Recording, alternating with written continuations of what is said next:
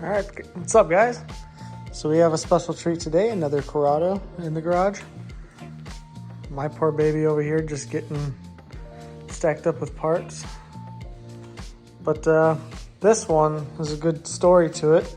So the guy that owns it has driven this thing from Alaska all the way to Florida, which is crazy.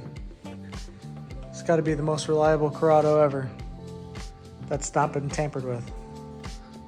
Everything's relatively stock, minus the new speed air filter, but it's nice. So I'm gonna do a head gasket on this and rebuilding the head with new valve seals and lapping the valve seats. That way it could get a little extra compression. So yeah, let's get to it. All right, guys, next day, it's time to get this Corrado worked on. So this is a 92 Corrado with the 12 valve VR. So first thing I did is remove the intake manifold valve cover, got the headers off. Right now I just need to jack it up, get the coolant out. As soon as I get the coolant out, I gotta put it in TDC for number 1 so I can remove the timing chain, well, timing cover, then timing chain, and then also get the tensioner out of the way so that I can get the head bolts and the cylinder head off. I'm going to be leaving the coolant stuff in place, but I obviously got to unbolt it from the cylinder head. But yeah, let's get to it.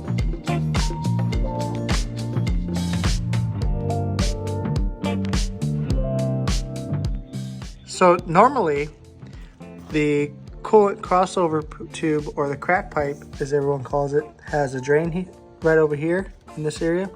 This one does, but it's aiming that way, not down. So when this crack pipe was installed, it was installed at a different angle. So I'm not able to get to it. So what I have to do is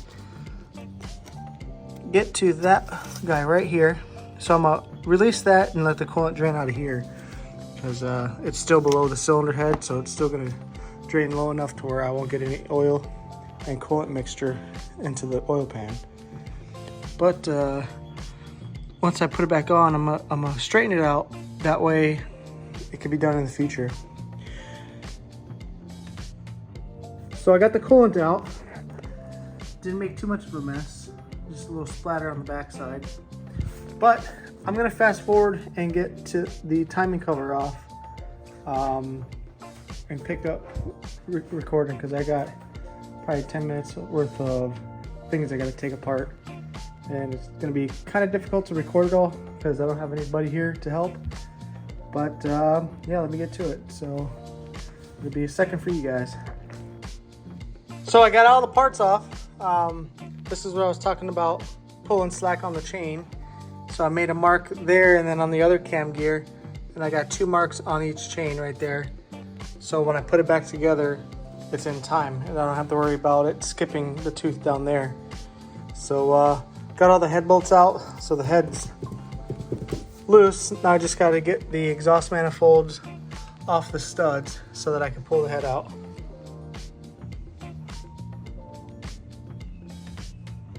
Amazing VR6. Well, anyways, I got the head out. I never knew about these ground straps that go to the cylinder head, well, the intake manifold. So when I went to go pull it, it was like, what the hell's holding it? And it was this. That's I guess that's specific to coil pack OBD1, because I've never ran into that before. But now I gotta rip this head apart. I'm going to put new valve seals in all of them, and then also I'm going to lap the valve seats. So I'm gonna use the grit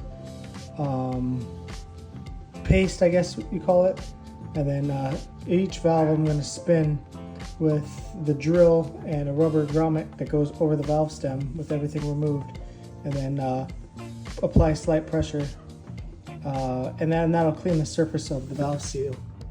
And then, because reason for that is you get little chunks of crap, build up deposits that go on the valve seal, and then lowers the compression. So you could gain about 15 to 30 psi per cylinder of compression. On my GTI over there, I had about 160 across the board, And then when I put the Mark IV head gasket on and then did this, I gained about 215 to 220 on all the cylinders on compression. But yeah, so I need to make a parts store run so I can get the right material for this, because I can't find my paste. But it's decent, you know. It's 1992, so it's already 31 years old. 32 years. It's 32 years old now, so it's pretty decent. Okay, so right now I'm just gonna clean off all the grease and grime off this cylinder head, get it nice and clean, get the cams out, and then the lifters, springs, retainers, all that jazz, so I can start doing the valve lapping for this cylinder head, and then get that Mark IV head gasket copper sprayed, and then start ready to get it all back together. So this right here should take me probably 2 hours to do, but in between I'm gonna stop and take breaks for recording, so you guys try to give you guys a idea of how to do this. All right guys, so I just took out the first valve spring. So I have this cool valve spring tool that I got for like 20 bucks off of Amazon. So essentially it just goes on, and then you tighten this. So let me try and do this one-handed.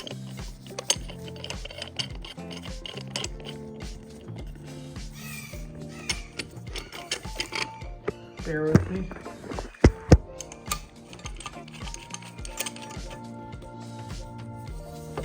All right, so check it out. So it goes on. You use one end to hold the valve in place. The other end, you just turn this in, and it'll slowly start pushing the spring down. And then you just keep going, and then sometimes you just give it a little tap. There, I gave it a little tap.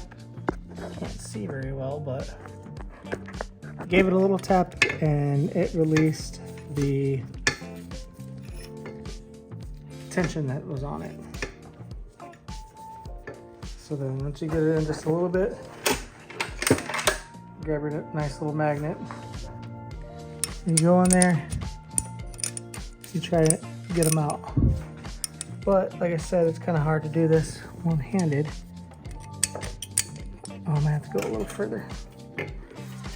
But yeah, this thing, very awesome tool. Here we go. So the first retainer came out.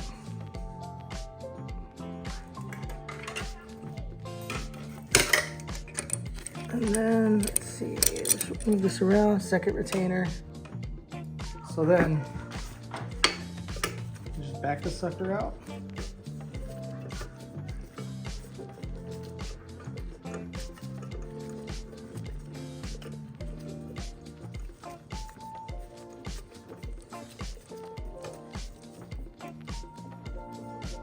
Now there's no tension. And just simply spin this until you get some room to come off the head. Like that. So then now it's just take off the spring cap and the two springs. And then you just push there, and that valve comes out.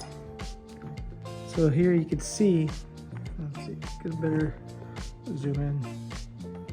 So there you can see all the pitting going on that seal surface. So all that pitting, what it does is allows the compression to not be as high. That's the intake valve. Here's the exhaust valve.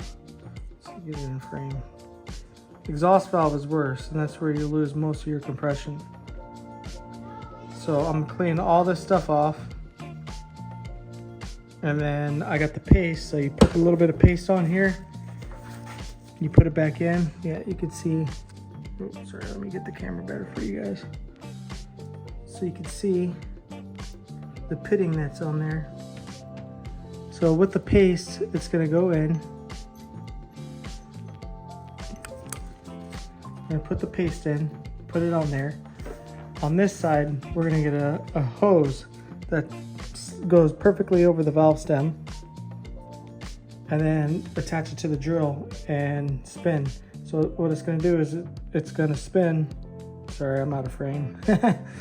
So you get the hose, it goes on here, it'll spin, and as it's spinning, you're going to go like this, in and out with the drill, and that's going to pretty much go back and forth with this valve as it's spinning and grinding a new surface so that it will seal better. So that's the stuff I'm using. You want to kind of pile it up on that. What you want to be aware of is you don't want to get any of this paste on this surface up here, because then you could damage your valve guides. If they're still good, you want them to remain good. So essentially you just put it in.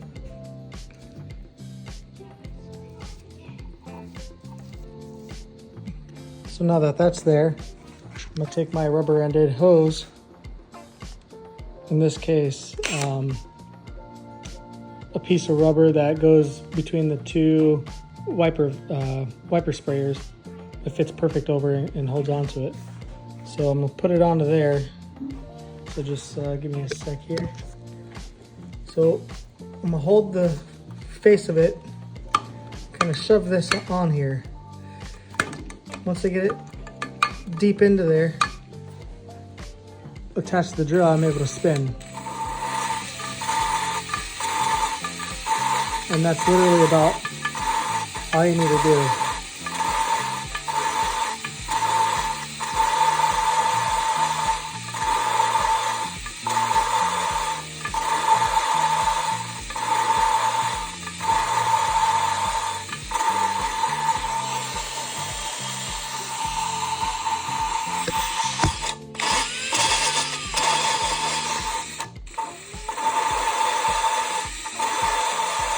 This exhaust valve is beat up a lot more than the intake valve, so it takes a little more effort. But I'm coming off of it, that way I could get fresh grit into the area I'm trying to grind down. So hold that off. Now, as this comes off, I'm going to clean it, and you'll see the difference from before. So now look at that surface. It's a nice, smooth, even flat surface.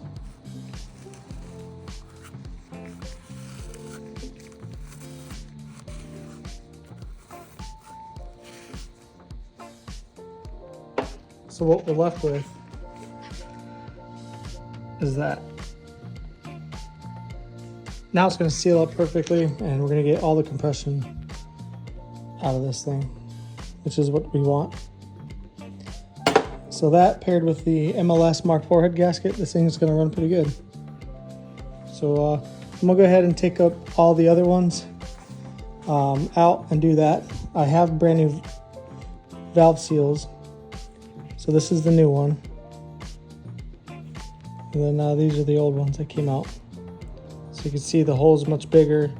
These are really hard. These are nice, new and malleable. So essentially all you do is you reach in there, you pull it out to get the old one out. The new ones, you just do the opposite. You make sure you're nice and straight, and then you just push it in.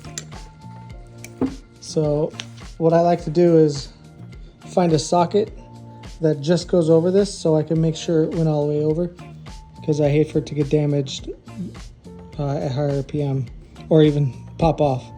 So sometimes they might pop off on you if you didn't seat them correctly, and then you'll get oil like crazy.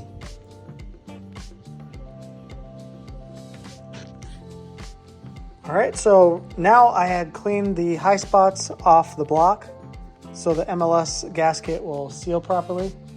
I just need to pull the dowel pins off the cylinder head, put them in their place, and then put the copper spray on the head gasket, throw this stuff on here, and then start bolting it all back together. I have a new gasket for this, and what else? Yeah, that's about it, other than putting it all back together. So I'm just gonna spray out the debris that's in here right now, and then go ahead and start getting the copper spray on the head gasket. So yeah. So here we go. I have the cylinder head back on. I have all the bolts in. They're hand tight at the moment. I gotta go and torque them. There's 3 different sequences you have to torque them to. But I'm gonna go ahead and start on those. Then after that, get this on, and the timing cover, and then the chain, the chains, the timing cover, and then slowly work my way back to putting everything back together. So yeah.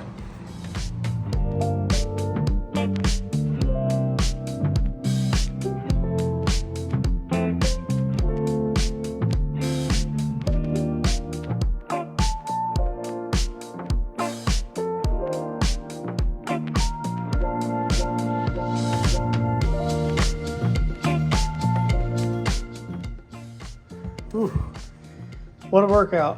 So yeah, so they're stretch bolts because I'm using OEM factory bolts. So there is 4 sequences of torquing, and then you got the arrangement in which ones to do. I forgot what they call that. Torque sequence. Yeah, forgive me if I bluff that one. But yeah, so all that's left now, to do all the stuff I said earlier. But I'm gonna go grab some water because that was quite a workout. Oops, I kind of went too crazy and put it all back together. I just need to go to the store and get some more pink fluid.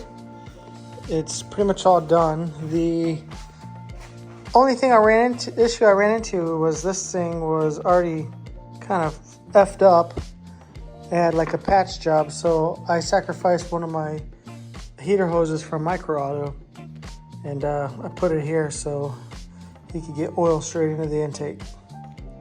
I normally put these to the atmosphere and cap this off, but we're gonna leave it like that. Oh, yeah, one last thing. I just gotta put the tensioner on in the belt and then give her a start. I'm not sure if I want to take it off the jacks just yet. But yeah, that's about it. So tensioner's over here. I got a big mess going. So I'm just gonna grab my bolt, put it through here, open up this tensioner, and put these suckers on.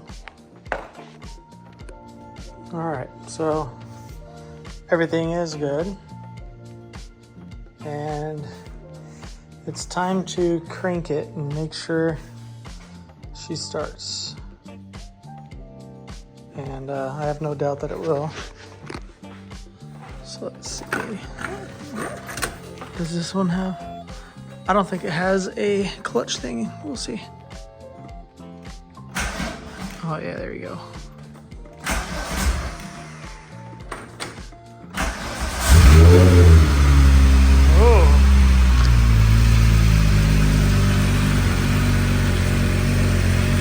So it started up nice. That's good.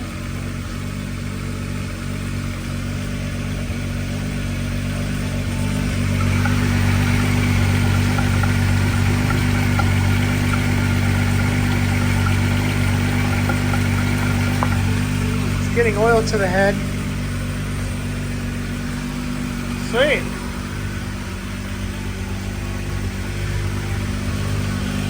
So yeah, it's just one last thing. Oh, I got coolant flowing. Great.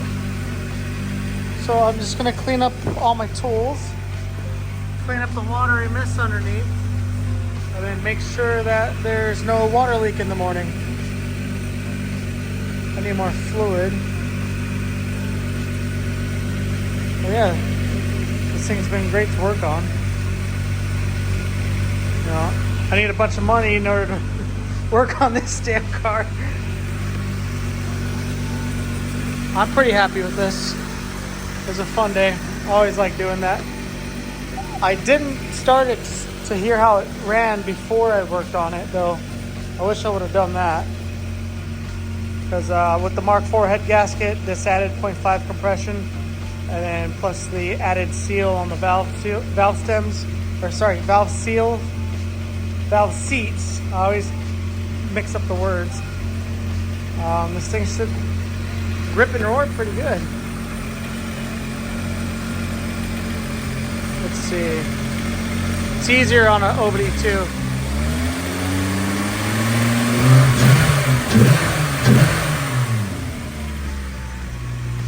Not bad. I think there's an exhaust leak in the middle underneath. Alright, so I just got done with the test drive and came back and saw I had an oil leak. My light died, but I thought you can see it right there. Thought it was coming out of the valve cover gasket, but upon further investigation, the oil cap was actually leaking. So I swapped out with a good cap that I know that's good, so it wouldn't leak. Now I just got to brake clean all that out. But I couldn't see anything when I went for a test drive. So that was the headlight before, and that's after. I just hit it with this, works pretty well, and a little pad on the grill from an old headlight restore kit. So just a quick polish makes a world of a difference. But I'm just gonna do the other one. Pull the car over there, brake clean all the old crap off, and then go for another test drive. And then yeah, it should be done. It was a fun project. Alright, so it's running pretty good. I haven't driven a Corrado in at least since 2019, so it's kind of different from the Golf. Although I feel like my seats are lower because I'm kind of like, this is my eye view right here. I'm pretty close to the. I don't feel like I was like this in my car.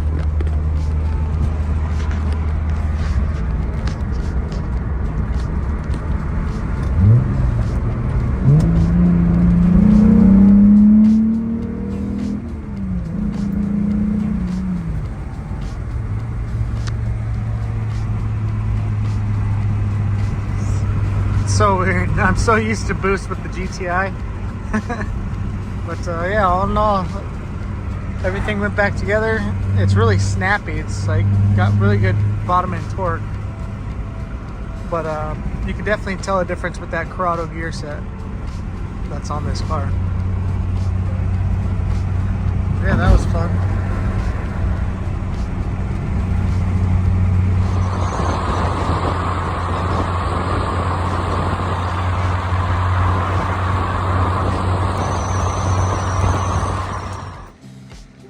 Okay, so I'm back from the drive.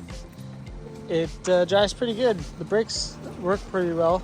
I never really test drove a car with the original brakes on here, as far as the hydro boost that's on there.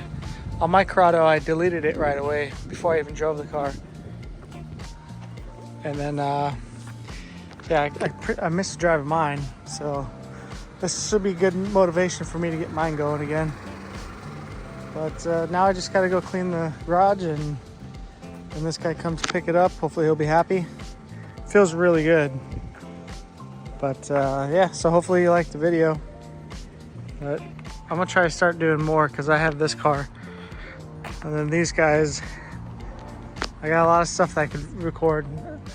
But I get lazy because it's hard to do it by myself.